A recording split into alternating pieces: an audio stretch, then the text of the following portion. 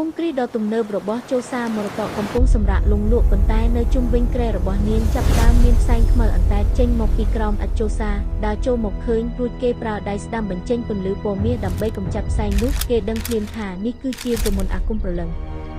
បុរសម្នាក់សក់វែងពណ៌ប្រាក់គ្រងឈុតខ្មៅវែងបែបសម័យទំនើបលាយបុរាណឈរនៅមាត់ច្រាំងថ្មក្នុងដៃគេកាន់អួរដំបងក្បាលនាគដែលមានកែវភ្នែកក្រហមឆ្អៅ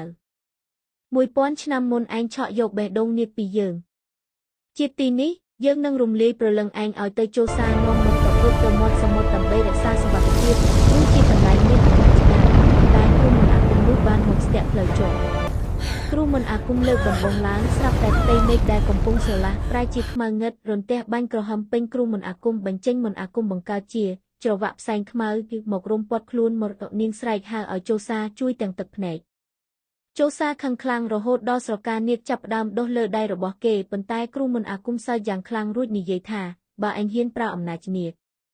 នាងនឹងស្លាប់ភ្លាមបង្ហាញខ្សែភ្នែករបស់ចូលសាដែលកំពុងឆេះឆួលដោយកំហឹងនឹងរូបភាពគ្រូមន្តអាគមដែលកំពុងរលាយបាត់ទៅក្នុងផ្សែងខ្មៅជាមួយមរតកអក្សរលើអេក្រង់តើចូលសានឹងដោះដូរអ្វីដើម្បីសង្គ្រោះម្ចាស់ស្នេហ៍ជួបគ្នាក្នុងភាគ3